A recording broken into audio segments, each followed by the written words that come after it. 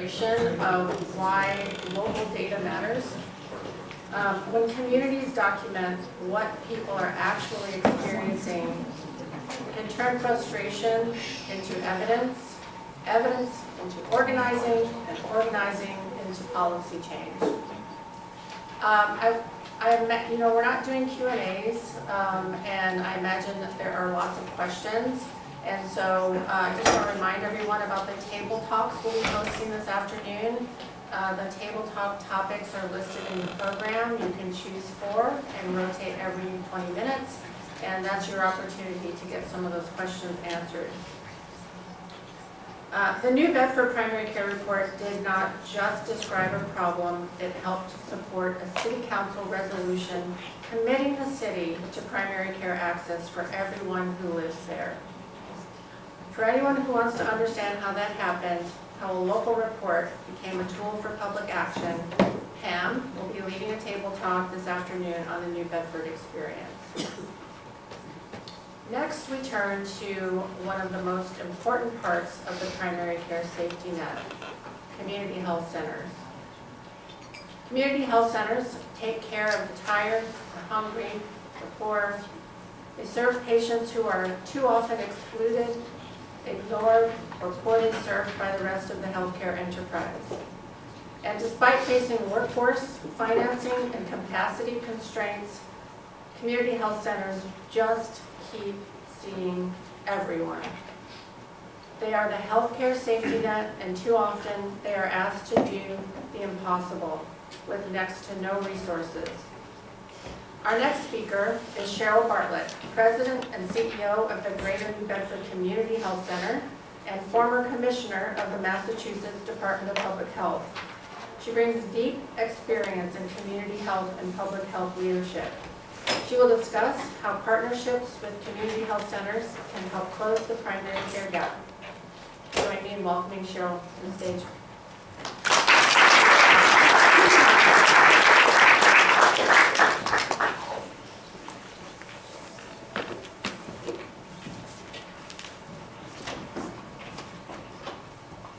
Well, if I wasn't depressed from my 3.5-hour drive, refreshing my memory of our report and just the work that we have before us every day in New Bedford is like, okay, I have a lot of work to do. So I'm here to say I'm retiring, and I'm turning it over to Pete. I'm thrilled to be here. This is really exciting to see this everybody in person and to really start to form relationships so that we continue to address the issues of primary care. As Michael Fine has said over and over again, our healthcare system is broken. And I learned that lesson. I hate to say, I might be the oldest person here in the room. I graduated from nursing school 53 years ago, and I was working at Yale, one of the first of 4 coronary intensive care units in the country. The idea being if we could train nurses to read EKGs and monitor patients 24 hours a day, we could identify life-threatening arrhythmias and heart conditions, and we could have standing orders so nurses could intervene without waiting for a physician to come to the unit. And it actually worked like a charm. And so one day we were being trained by cardiologists and learning more about healthcare, and the physician said, so why do you think patients are in the hospital for 21 days after they have a heart attack? So we were coming up with all the pathophysiological reasons that might be, and after several minutes of a discussion, the answer was no. The reason is that's how much the insurance company will pay for. And so they don't stay in less than 21 days because the hospital will be leaving money on the table, and they don't stay in more even if they need it because it'll cost the health system money. So that was a very early lesson in how broken our healthcare system is. And here we are today, 53 years later, talking about it. But community health centers is one of the solutions for primary care and improving health in our nation. And I'm pleased to say this year we are celebrating our 60th anniversary of community health centers. And actually, one of the very first ones was started here in Dorchester, Columbia Point, and the second one being in the Bayou in Mississippi, Drs. Geiger and Gibson. I think somebody, Dr. Fine recognized Dr. Geiger earlier this morning, and very exciting that this grew across the country. Senator Ted Kennedy loved the idea.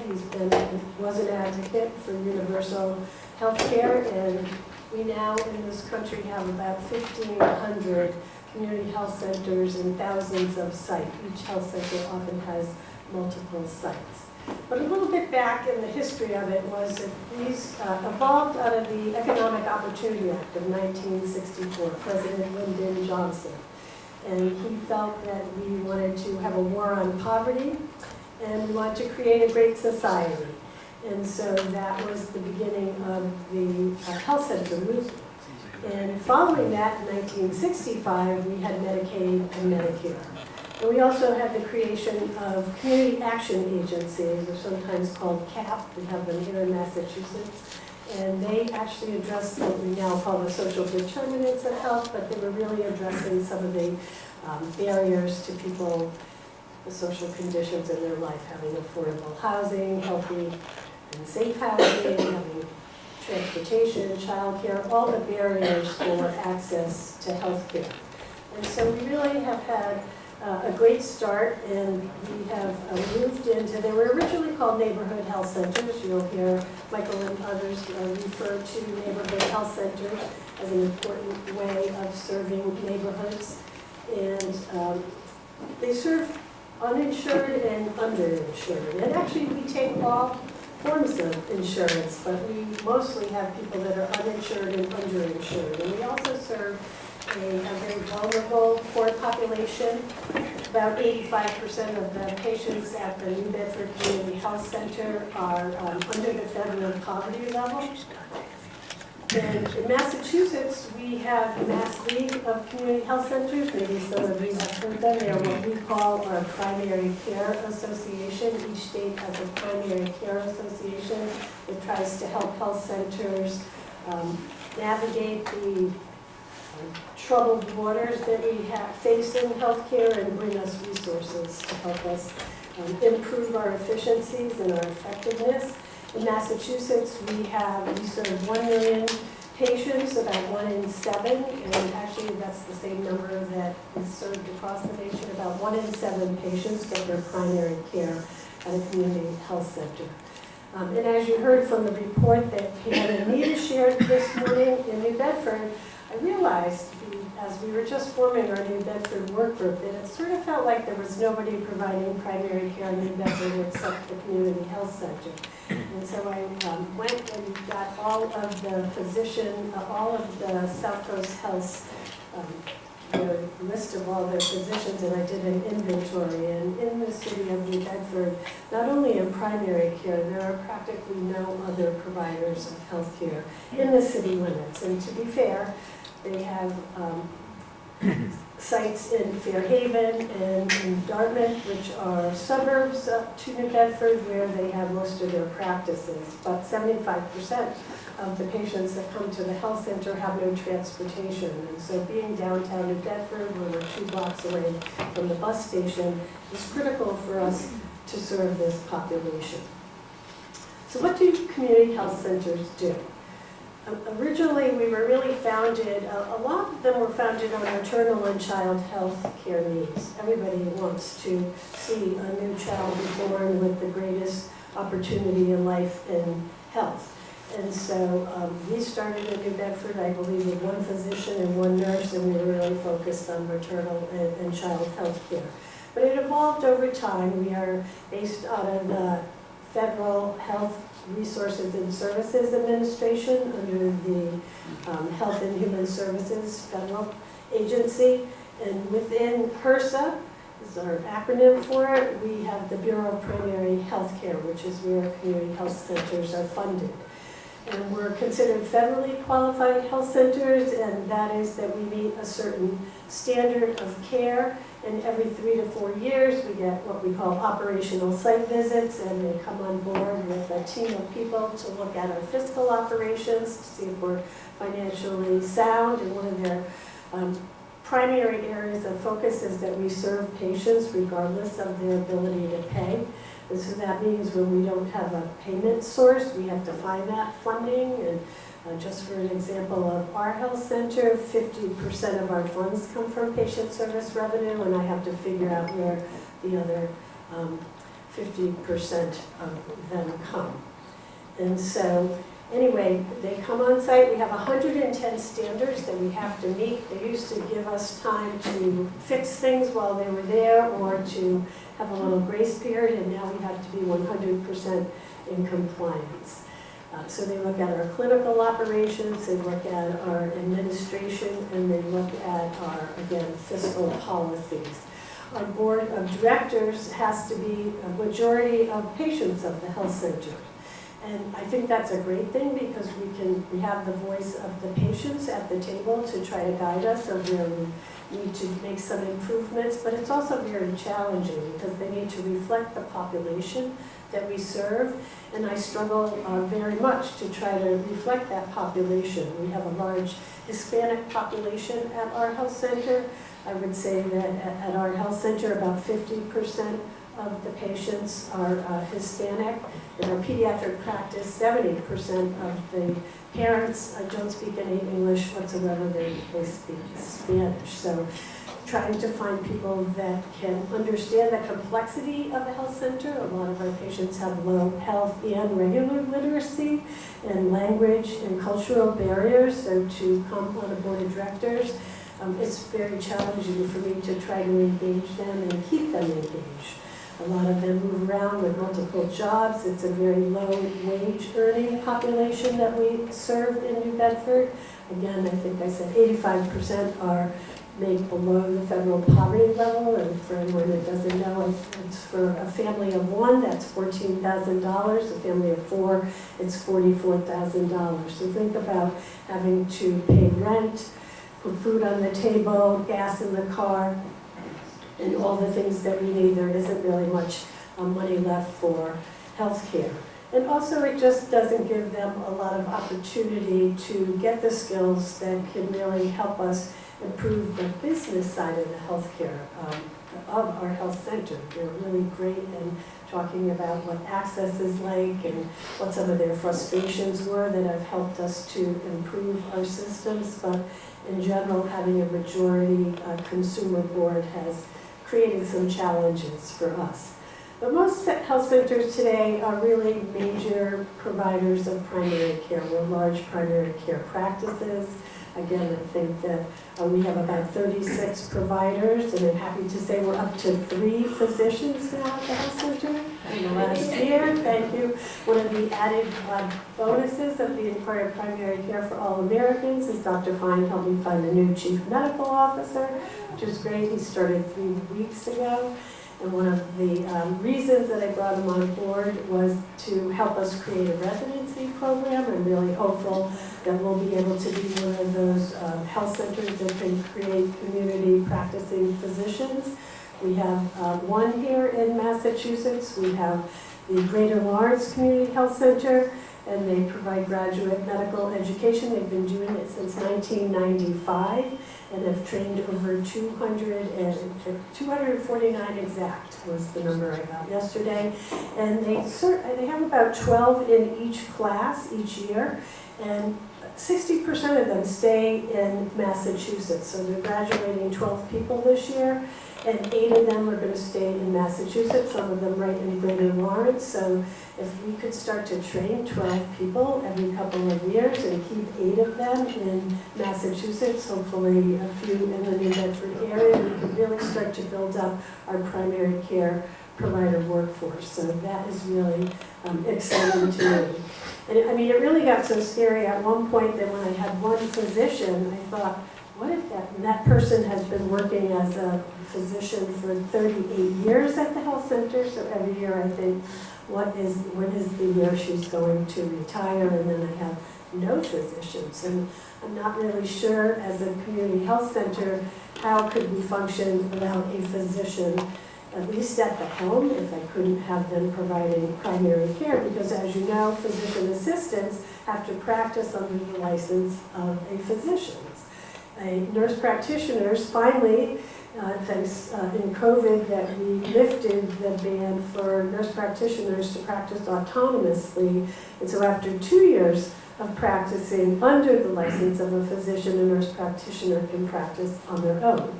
But what do I do with the people that are under those 2 years? So I literally have to think about that. So I'm really trying to create a new model of a health center that doesn't just focus on physicians actually having panels, that we bring them in and that they're preceptors and they're mentors, and that they can cover vacations and when we have vacancies, but they might not have a panel, because I really need to build up the skill.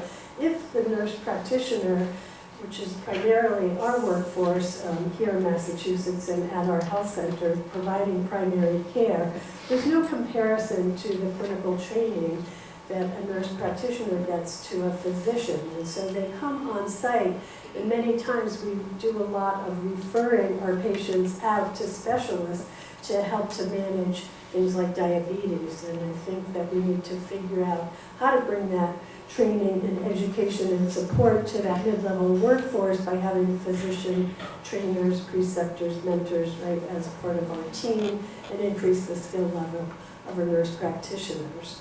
I will say, I also noticed during COVID that clinical training for nurse practitioners was very challenging. So I feel like there was a cohort of nurse practitioners that came out of COVID with very, very little clinical training. So complex care management is really difficult to do.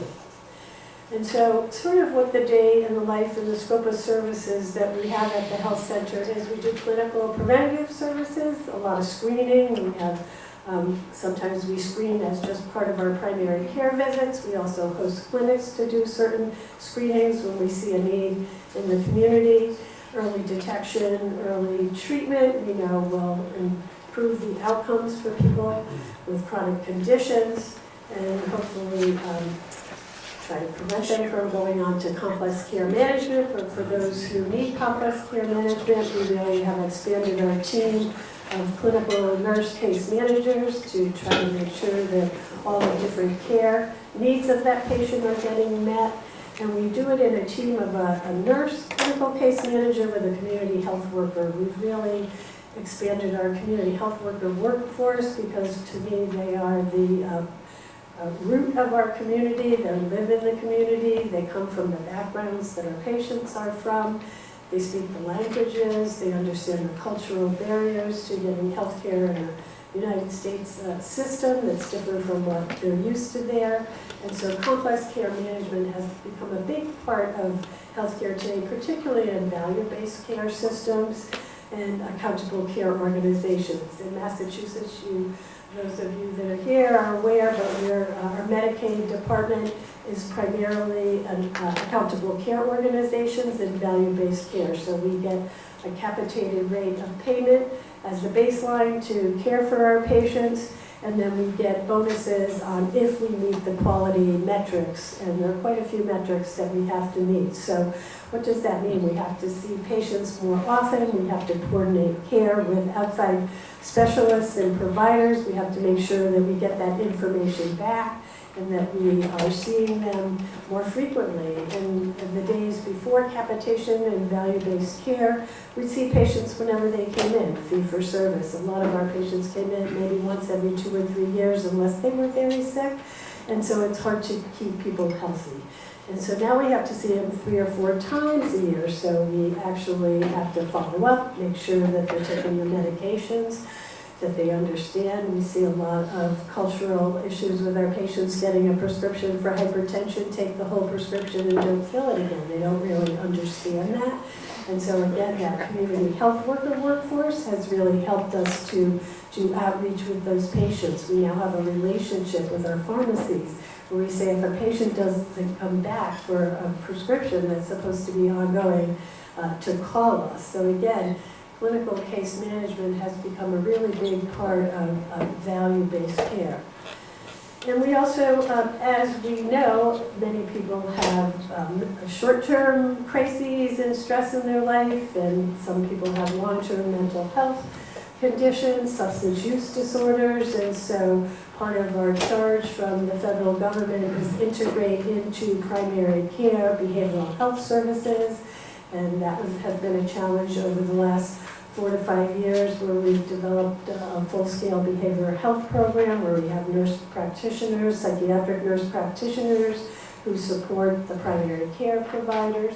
This has been a pain point for primary care and how to manage our psychiatric patients after they have acute hospitalizations or ER visits and manage the new medications that they're on and see how they're doing. So, psychiatric nurse practitioners doing that. We have LICSWs doing some short-term interventions with our patients and then trying to identify and link them to longer-term care for people with serious mental illness.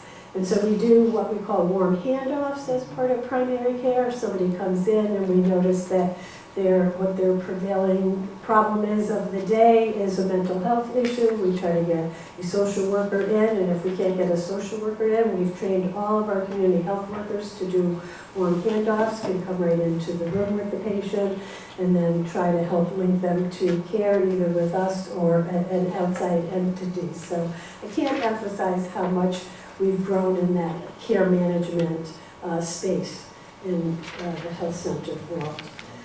We also look at nutrition, healthy nutrition. We know that people, if they don't have healthy food to eat, that they're not going to be healthy. And so a lot of our health centers do fresh food markets. Once a month we have fresh food market in our parking lot, and over 500 people line up actually an hour before we get there. So we see that the need for food is really critical to keeping our population healthy. We have transportation needs. We spent over $100,000 just on transportation last year. We do have a bus, and fortunately, Massachusetts legislature has chosen to invest in the regional transit authorities and given them a lot more money, and most of them have made bus service free in their communities, and that's really critical in a place like a gateway city where our incomes are so low and the need is so great. So free transportation has certainly added to that. But in addition to free transportation to come to the health center, we have a large population of immigrants that are served in community health centers. And our immigrants, a large number of them are undocumented. And so they are in what's called the health safety net. And the health safety net used to be what we call the free care pool here in Massachusetts, but it does provide some level of care for people that are uninsured and undocumented. The problem with that is you have to get the service in Boston. And so our patients have to come to Boston Medical Center or they have to go to Children's Hospital. So we're in New Bedford, and as Mike said, it took 2.5 hours for him to get here today. There aren't a lot of buses to come up to Boston to help patients to get, and if you do, it's across town from Boston Medical Center and not near Children's Hospital.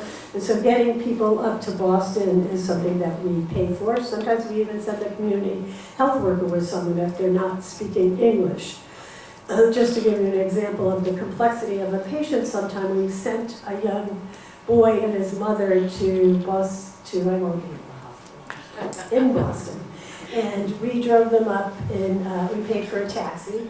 And the community health worker came and explained the situation to them and gave them money to get a cab home. And so they were seen. The child had a detached retina, was recently immigrated here, so spoke no English. Got sent home that night at 11 p.m. They actually gave him a taxi to the bus station, South Station. There was nobody at the bus station except the cleaners, and they couldn't speak to them. And so they slept in the bus station all night until somebody came in the morning and actually could speak Spanish, and they could help them.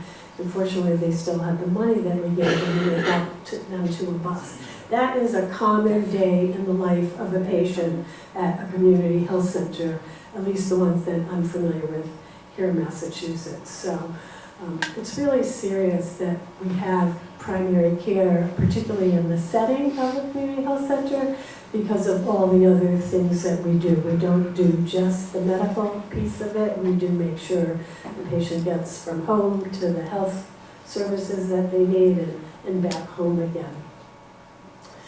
The other thing that we provide, again, I talked a lot about community health workers. They work throughout the whole health center. They started out primarily in our HIV and Ryan White program, which is that they were doing outreach in the community, trying to get people tested, trying to get people early into treatment, to try to keep their viral load suppressed, now doing some outreach to try to get people into PrEP. But as Michael alluded to, we do have the means to eliminate HIV in this country, but we don't have the resources to really get that done.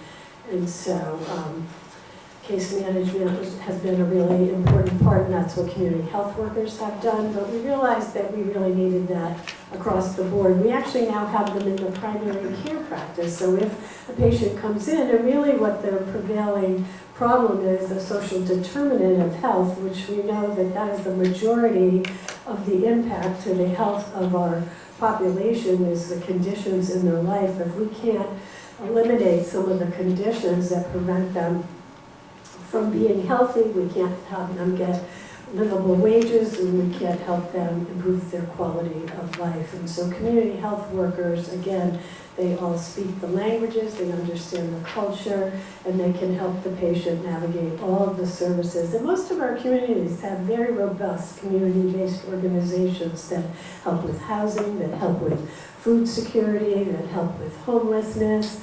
We have a large homeless population that's served by community health centers. We actually get designated with an H after our name if we have a large homeless population.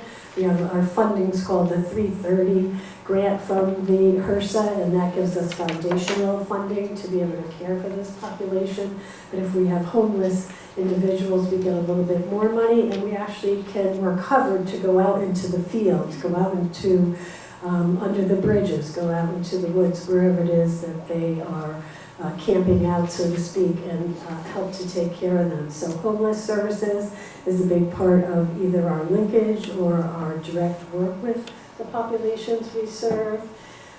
We have a WIC program, Women, Infant, and Children, so that we can provide nutritional, sorry, I hit some button here. I'm low tech too. 53 years as a nurse and low tech. I never used an electronic health record. I feel sorry for all of you that have. Thank you.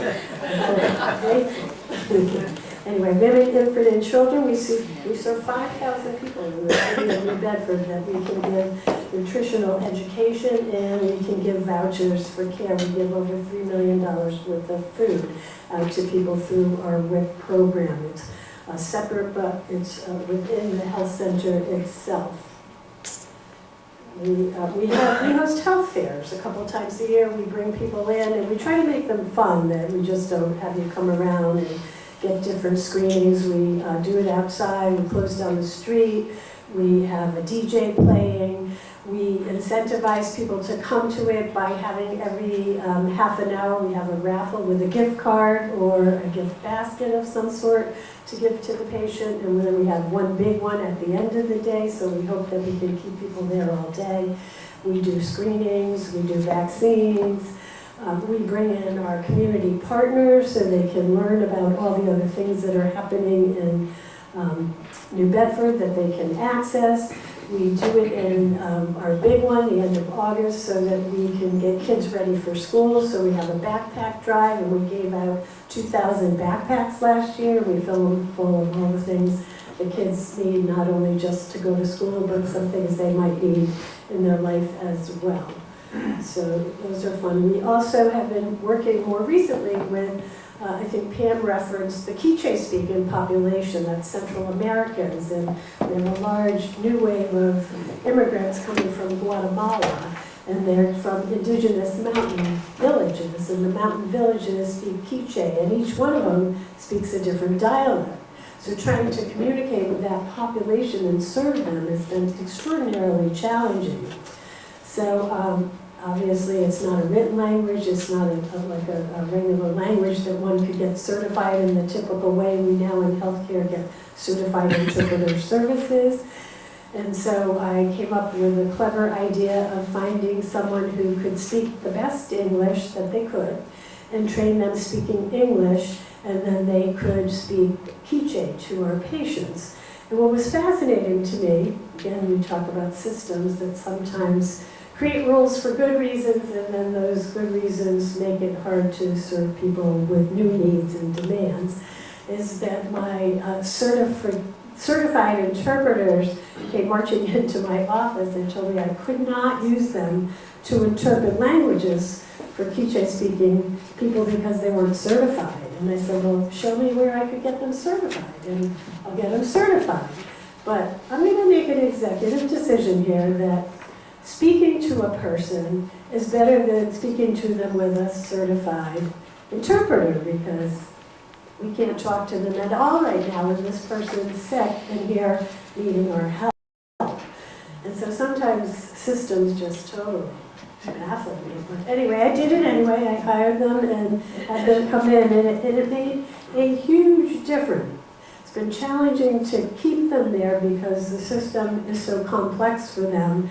It starts to be daunting for them over time. So I've had a little bit of a turn with them, but we've started to work. There's a community-based organization that works just with this population, and they're fabulous. And I just lost my train of thought because I got the time that I have to get. What was I going to say? Interpreter supervision. Oh, well. Quiche. Oh, babies and beyond. We're working with this organization, and what we realized one of the biggest needs is these women tend to get pregnant young and have babies by choice, and they don't know how to take care of them. They don't know anything about getting services. They don't know things about what you can get over the counter at a pharmacy. And so we bring them in once a week, and we have a support group for new moms that are from Central America, and these are all Guatemalan women. And they learn from each other. Our staff have become really close with them, and we share some of our American culture with them. So we learn from their culture. So one time we'll do something in their culture, and another time we do something in our culture. And it's very exciting. And most recently, I got a call from someone who wants to actually try giving families, these women, $400 a month for 3 years to see if they can't help them on to a new start in life, which I think I have my fingers crossed at how great that will be.